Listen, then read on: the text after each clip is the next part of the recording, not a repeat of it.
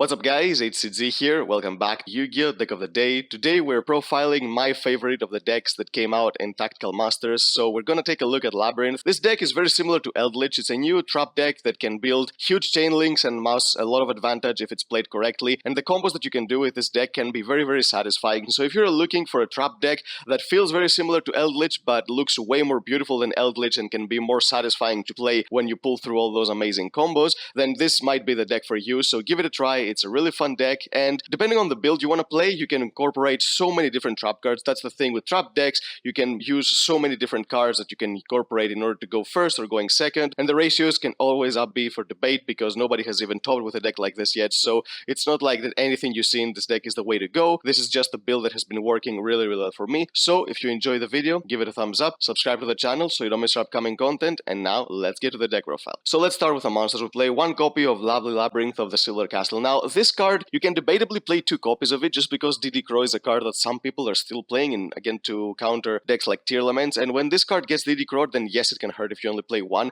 but again in this type of deck you don't want to draw too many monsters in your hand, otherwise you're not going to be able to play, so just one copy feels really smooth. So what this card does is that your opponent can activate monster effects in response to the activation of your normal trap cards, so basically it's like a Traptrix Atrax type of effect, so that you can use your normal traps without your opponent being able to negate them, and you can only use each of the following effects once per turn. You can target a normal trap in your grave and set it to your field, but it cannot be activated unless you control a fiend monster, and if another monster leaves the field by your normal trap effect, you can destroy one card in your opponent's hand at random or one card on their field. So this deck has a lot of synergy with normal traps. The moment you activate normal traps, and especially normal traps that remove monsters from the field, that's when you get extra effects, and the more monsters you have on the field or in your graveyard, the more chain links you're going to build the moment you activate a card like a Dogmatica Punishment, like a Compulsory. The moment you get rid of a monster with a normal trap, you're going to get a lot of other effects as well that are either going to disrupt your opponent or give you more advantage, and this card is the boss monster of the deck, so there are ways to summon from the deck, hand, or graveyard, so it's not like this card can be bricky. You can always get access to it whenever you want, and the moment you do, that's when you get to use some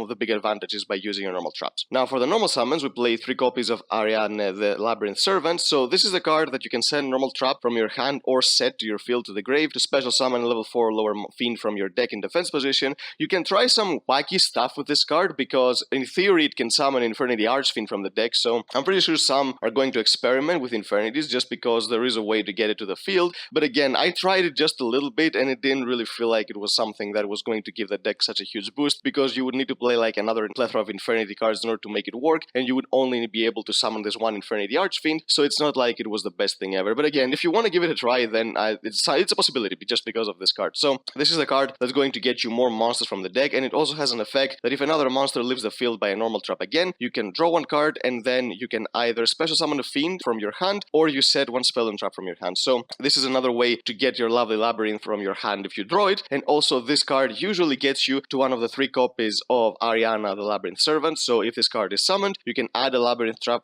card from your deck to your hand, and if a monster leaves the field by a normal trap effect, you can draw a card and then you can special summon a fiend or set a spell or trap from your hand to the field. So it's pretty much the same secondary effect as Ariana. These two are the ones you want to max out because they are the ones that you want to see in your hand, in your opening hand, just because these are the ones that are going to give you to your advantage, because you need to search your specific traps in order to get your Lovely Labyrinth from the deck. You need to have your Welcome Labyrinth set, you need to have your Labyrinth your field spell activated on your field, and once you get to these cards, then the rest of your normal traps can do the work, and once you start removing your opponent's field with normal trap cards, that's when all of these effects will give you more cards in your hand, more cards on your field, and you're going to destroy your opponent's cards. So yeah, these cards are the ones you absolutely need to max out on. Now we do play some of the other monsters. We play 2 copies of Labyrinth Chandelier. This is the card, one of the 2 cards actually, that as a quick effect you can send to the graveyard and then by discarding a card to set a Labyrinth spell and trap from your hand or decks, and if a monster leaves the field by a normal trap effect while this card is in the graveyard, you can add it back to your hand. So the thing about this deck is that you can afford to play a lot of cards that are meant for going second, but you don't really mind main decking them because you do have a lot of things you can do with them even if you go first, because you still want to go first because it's a trap deck. But because of cards like Ariana sending normal traps, and because of this card and the next one I'm going to show you discarding other cards, you don't really care if you draw go second cards going first because you can discard them and then basically get free use out of them. So this is another plus that I find with this particular deck, just because it can main deck a lot of different stuff that normally you would not see, at least not in the main deck in trap decks, which we're going to talk about once we get into the trap lineup of the deck. And we also played 2 copies of Labyrinth Stovey Torby. This is another card that can do basically the exact same thing, and then you can special summon it from the grave when you remove a monster with a normal trap effect. So that's the only difference from the previous card. These cards, you can use them to get access to specific cards you need, and then they're basically free advantage that you can use from the graveyard to go into bigger link plays. And because all of these cards are dark, you can use the Dark Charmer in your extra deck, which is basically the best link 2 you can use right now in a deck like this if you cannot summon Needle Fiber, just because of the amount of dark monsters in the format, especially with tier elements being very prevalent, so you can steal a lot of monsters and go for big pushes. Now let's go to the spell cards. We have 3 copies of Pot of Extravagance. This is pretty stable in any type of trap deck because trap decks, they need this extra card in their hand. Prosperity is a good card, we're also playing Prosperity, but Extravagance in any trap deck is just a bit better than Prosperity unless you're digging for a specific card like a Mystic Mine, which I've seen a lot of decks do, but I'm not going to do that in this deck. I just don't think that it's something that I want to be doing in pretty much anything I do just because everyone else is doing it. If you want to play Mystic Mine, then go for it, but this is not my type of style when I'm playing any deck. So Extravagance, being able to give you potentially a monster and a trap on top of it, then makes it much more worth than Prosperity in this particular deck. But we are also playing 2 copies of Prosperity because you're not going to draw Extravagance every single game, so when you don't, you want to say Prosperity to try to dig for the one card you're missing. Maybe you're missing a starter to go into another trap, maybe you have a handful of monsters, so you're missing a trap card to disrupt your opponent. Again, these 2 cards, they don't work in tandem, but you want to see at least one of them in your hand so you can get the plus you need and the cards you need in your hand. We play 2 copies of the field spell Labyrinth. Labyrinth, this is the card that if you activate a Celt Welcome Labyrinth normal trap, it gains the additional effect to destroy a card on the field, and if you activate a non-Labyrinth normal trap card, you can special summon one fiend monster from your hand or graveyard. So this is the card that you can summon Lovely Labyrinth from the graveyard in case she gets destroyed, and also it gives the starter trap of the deck a disruption effect, because Welcome Labyrinth is a card that just summons a monster from the deck, but when you have this card on the field, then it becomes a disruption as well, so you can time it correctly to basically summon a Lovely Labyrinth, and then with her own effect, she's going to destroy one card in your opponent's field or randomly in your opponent's hand. So you can see that the moment you get your cards going, that's when you get a lot of advantage with this deck. We play 1 copy of Call by the Grave because you need your Welcome Labyrinth to resolve, otherwise you're not going to get your boss monster on the field, so this is why we're playing Call by the Grave, and we're also playing Solemn Strike, which is one of the traps that you should absolutely playing in a deck like this, just because of how good it is going first and going second, and it protects your place from hand traps. And now let's get to the sauce of the deck. We're going into the trap cards. We have 3 copies of Welcome Labyrinth. This is the main card in the deck because it gets you your boss monster. So it special summons a Labyrinth monster from the deck, and it locks you into fiends from the extra deck. So it basically doesn't matter too much because you're going to be using this card turn 1. When you summon the Dark Charmer, it's always going to be in grind games, and it's the only monster you're going to be summoning during the entirety of the duel because the rest of the extra deck is basically Dogmatica punishment targets. So yeah, this card being locking you into fiends from the extra deck doesn't matter too much. And if a monster leaves the field by your normal trap effect while this card is in your graveyard, you can set it to the field, but you cannot do this the turn you activated it and it went to the grave. So this is a card that can give you a lot of advantage throughout the duel. It can get you monsters from your deck that firstly they're going to disrupt your opponent, and then throughout the duel you can summon Ariana and Rainiarne to basically get more monsters on the board. And also being able to summon your Lovely Labyrinth and with a field spell being able to pop a card as well means that you're not only getting access to your boss monster, but you're also disrupting your opponent at the same time. We're playing 3 copies of Evenly Matched in the main deck. Now this is what I was talking about prior, is that this deck can play cards like this in the main deck without caring too much, because if you're playing like Altergeist or if you're playing like Eldritch, you want to go first, but if you want to play a card like this and you see it going first, it doesn't do anything for you. But in this particular deck, you can send it to the grave with Ariana to summon Ariana from the deck, or you can discard with the other 2 monsters to basically set a Welcome Labyrinth or Labyrinth from your deck to your field. So this card, when you're going second, is going to be a really big blowout, especially against tier elements, and if you're going first, you can still use it as a trap card or a discard fodder for your other monsters to get their effects off. So it's a card that I really like main decking in this particular deck just because of the sheer power it gives,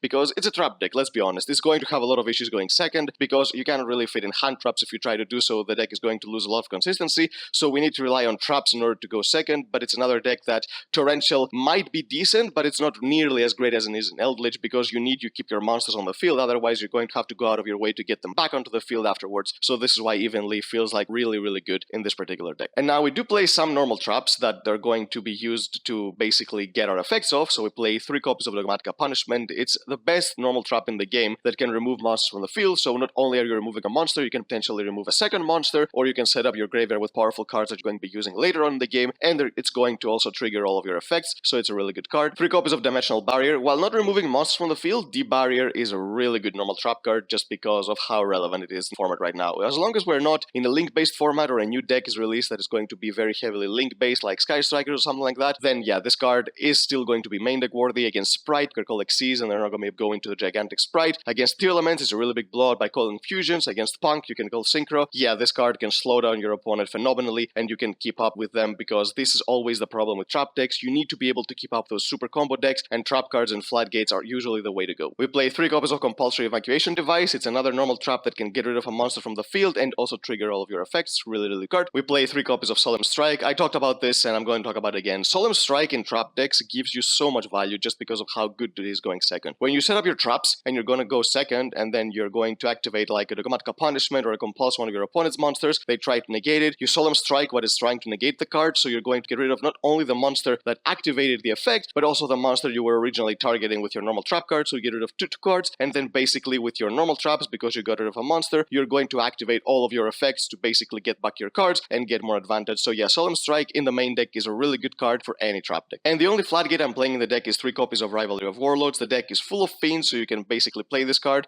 You can switch this card, goes in a match depending on the format, but in this particular format, Rivalry is much better than goes in a match. So yeah, it's the Flatgate that you need to be playing right now in the main deck. You can also main deck cards like Anti-Spell, but yeah, I feel like these cards might be suited a little bit better for the side deck. And now the extra deck is basically 3 copies of 5 cards that you're going to be using mainly for Dogmatika Punishment and the League monster that you can potentially summon. So we play 3 copies of Fossil Warrior Skull Knight. This is the card you're going to be sending with Dogmatika Punishment if your opponent doesn't immediately have a monster on the field that you want to pop with NTSS. So you send this to the grave to basically pop one of their own monsters after they establish their boards if you need to pop a monster with your Dogmatika Punishment ASAP. We play 3 copies of Fossil Machine Skullwagon. This is the one that pops spells and traps by banishing the graveyard, and you need a card like this because against Eldritch, this deck is going to struggle a lot. Against a lot of trap decks, the trap mirror matches, not exactly mirror matches, but you know what I mean. When you're playing against a trap deck while you're playing a trap deck of your own, it can sometimes be very annoying because your decks are usually built in order to beat combo decks and not beat other decks like themselves. So having a card like this in the extra deck means that you at least have a chance of popping some back row to be able to keep up with those other decks. Of course, we're playing 3 copies of NTSS because it's the most generic target for punishment. If your opponent has more than 1 cards on the field when you activate punishment, then this is the card you're going to be sending. We play 3 copies of Windpega's Static Gnister. It's a card that, if your opponent knows what this does, then it makes them play just a little bit weirdly because they're trying to play around this card and not pop one of your own cards carelessly because they know that the moment that you pop a card, you can banish this from the grave to spin one of their cards and back into the deck. So if they know what this card does, they're going to change up their lines of play, and if they don't know what this card does, they're going to fall right through it and then basically lose a card in the process. And we're also playing 3 copies of Dark the Dark Charmer Gloomy. The entire deck is dark monsters, and this card, with Tearlaments being so popular, it's a card that can steal a lot of really big monsters. You can steal cards like Winda, you can steal cards like Dragostapelia. This card is absolutely amazing. Even against like Brandy deck, for example, you can steal Mirror Jades and stuff, and you can get some big monsters on board to go for big pushes, because another reason trap decks are not the strongest is because they sometimes lack the means to go for game. So a card like this in the extra deck makes it a little bit easier for the deck. So yep, that's the deck, guys. I hope you enjoyed it. This is one of the trap decks that recently I've been enjoying quite a lot, and I find it way more fun than decks like Eldritch and Altergeist. So